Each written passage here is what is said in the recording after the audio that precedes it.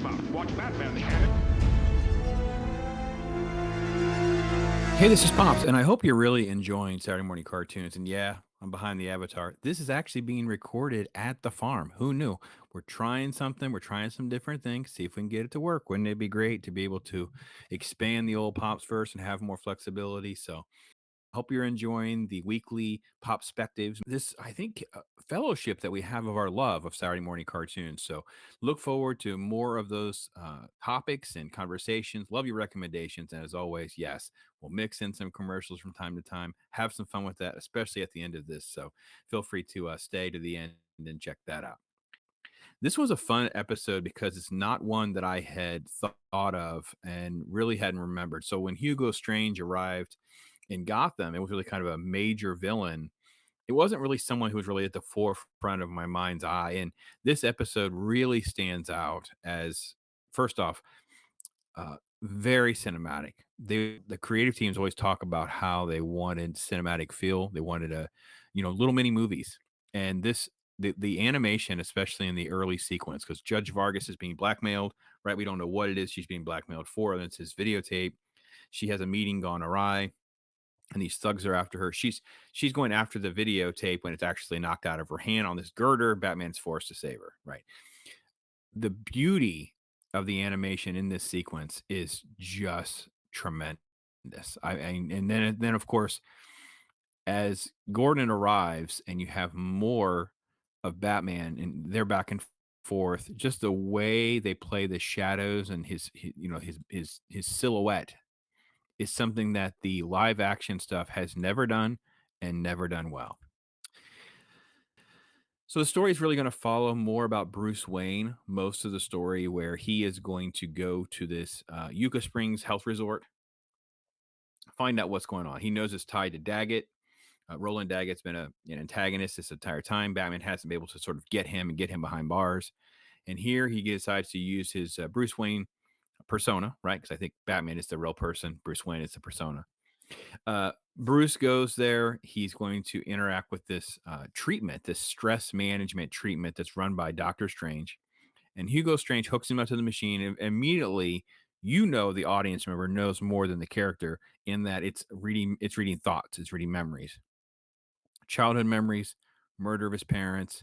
He wanted vengeance and wrongdoers. Of course, all of this conversation is being stoked by Hugo Strange. And of course, then you have the bats and of course a bat symbol. So the therapy session's over. Bruce is really struggling, feeling so stressed out from this whole interaction, of course. And then it ends and you have Strange saying, good day, Batman. And good day to you, Batman. We'll return after these messages. Mattel introduces the Battlestar Galactica collection. You can imagine the colonial warrior against the evil Cylon Centurions. Cylon Centurions ready? Check. Activate eye scanner. Energize pulsator. Aim laser pistol. On target. Colonial warrior changing scanner to laser. Get it. Right. Each figure sold separately. Batteries not included. Cylon Centurion and Colonial Warrior from the Battlestar Galactica collection. New from Mattel. Open the jaw bridge. The powers of evil control Castle Grayskull. Oh, yeah, Dad, what's Ram Man's power? I'll get us inside, He-Man. Ram Man, He-Man, and Castle Grayskull, each sold separately. You have to put the castle together. Ram Man, use your head. I just did. Not that way. We have a prisoner. Good. Who's the prisoner? You are, because we have the power. Oh, no. Ram Man and He-Man from the Masters of the Universe collection, each sold separately. Castle Grayskull also sold separately from Mattel.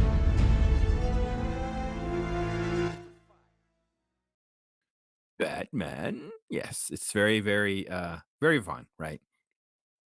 Then you get sort of an interesting dynamic for the character, and I don't know why Daggett's name was dropped early on in the episode because he doesn't really come into play. Look, if Hugo Strange is working for Daggett, I don't understand why he was able to have the freelance ability to get this videotape and ransom, or at least have this sort of auction. And he calls, the top tier villains. He calls Joker, he calls Two-Face and Penguin.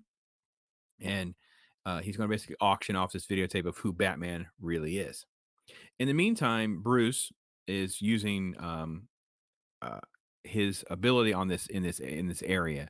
I don't know if it's an island or not. I wanted to say island, it didn't come out right, but he goes and finds out what's on the judge's tape. Finds out she was responsible, even though it was accidental, for this great Gotham dock fire when she was playing with matches. She was obsessed. She's kind of like a pyromaniac, right? So that's what's happened. So he realizes, oh man, this means that Hugo Strange knows that I'm Batman. So he has to figure out how he's going to scheme, how he's going to pull all this together, how he's going to basically, know because Alfred sees that the three villains arrive. The money is played for gags. Obviously, there's this satchel that the Joker brings that's heavier than anyone can carry, and it actually falls and spills out. It's a great Joker presentation. Gags as always. Tons of stuff like that. I just thought it was great. And then, of course, you have this sort of interaction where Bruce kind of allows himself to be captured, right, by the goons, right, because he has to make sure he knows that he has to figure out a way to do a switcheroo, and they're going to do this theatrical show before the villains, and what has happened is Bruce has put himself back into the machine, and he's made a recording. So that's what's going to happen now.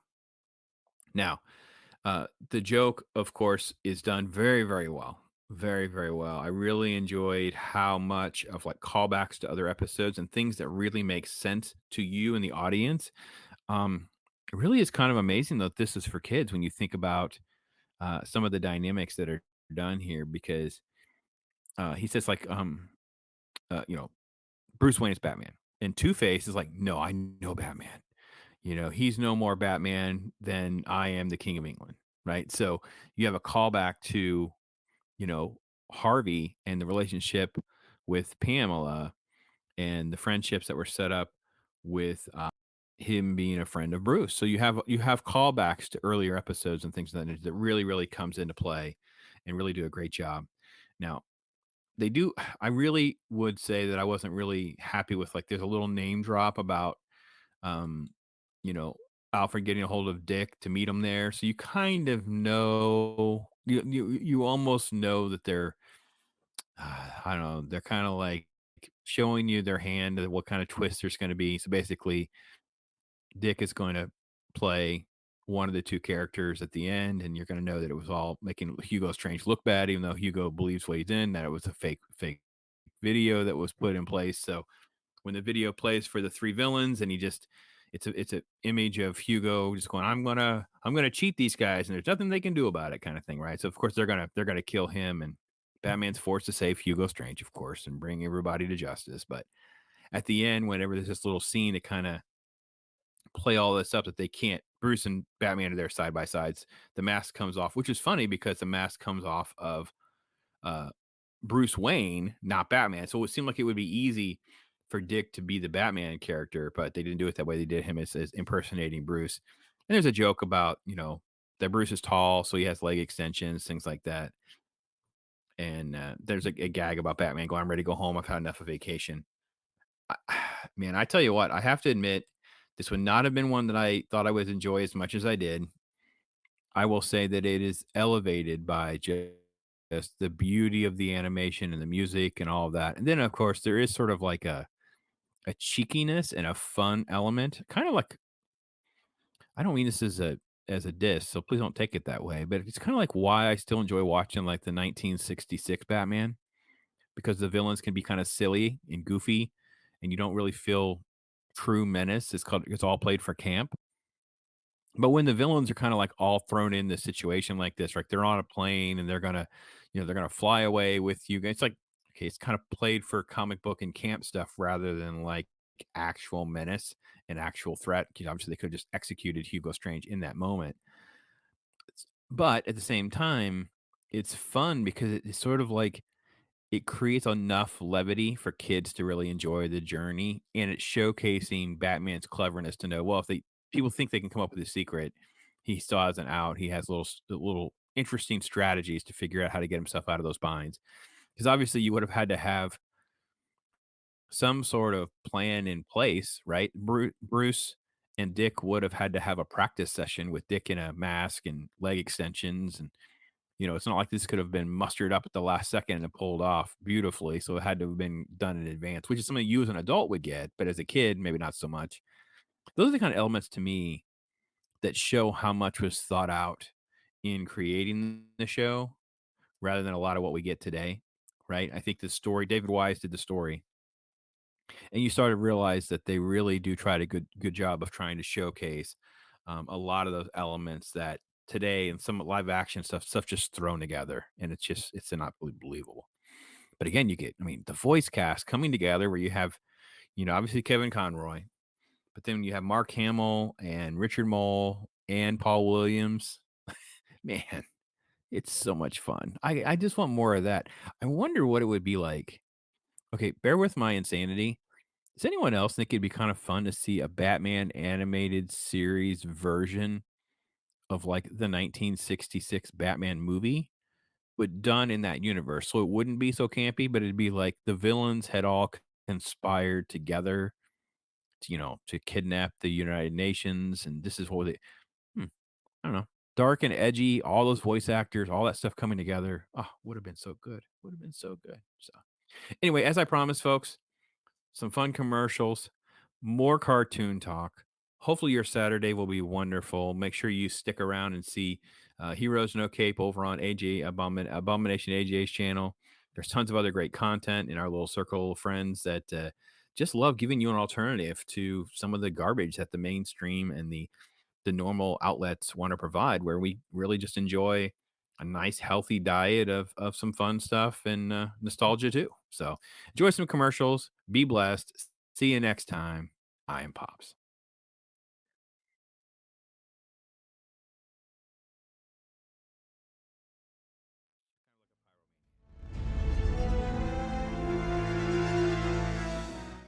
What a jump! Evil's riding the amazing Star Cycle. That gyro power sends him over 100 feet at top speed. Loop-de-loop, and he's not through yet. Into the dragster. Evil's super sprint car with built-in drag chute to slow him down. What a hope! And now, the Sky Cycle. That daredevil death-defying supersonic skyplane on wheels. And here he is on the super cool chopper bike with the power that can really rip. He's sensational. He's Evil Knievel. He's a knockout. He's ideal. From Kenner's Star Wars collection, each sold separately. Large-size Darth Vader with his lightsaber. Princess Leia, champion of the rebel cause. With her defender, Luke Skywalker. You can swing him into action on his grappling hook. And load Chewbacca's laser crossbow. Star Wars large-size action figures. Up to 15 inches tall and ready for action. Large-size Darth Vader, Chewbacca, Luke Skywalker, Princess Leia, each sold separately from Kenner. Hey guys, micro-size with micro machines. Get ready for the ultimate shootout with Turbo Shot from Micro Machines. Because what gets loaded into Turbo Shot comes out racing and ripping for the target. Turbo Shot. You just load them up and shoot them out. Micro-size with super small. New Micro Machines Turbo Shot comes with everything here from Galoob. We'll be right back. Playing hard and you'll come through. Once more, Tony. Bring out the tiger. That's it. Doing your best takes practice and smart eating, like this complete breakfast, including the sweet crunch of Kellogg's Frosted Flakes. Come on, see if you're any good. Good. They're great. Go on, Tiger.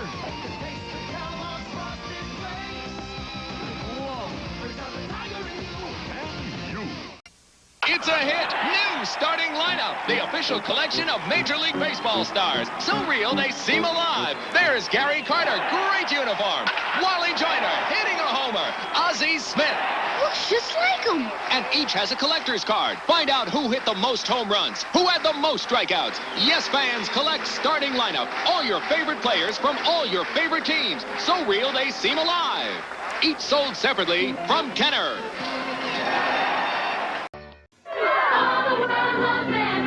Your batting average is totally awesome. What's your secret? M&M's. I hit singles when I ate the brown ones, doubles with yellows, orange, triples triples. And with the green one, I take the ball downtown. Magnificent. Kevin, you're up. Quick, give me a green one. Only one homer left. That's for me. Here's a triple. M&M's chocolate candies. The milk chocolate melts in your mouth, not in your hand.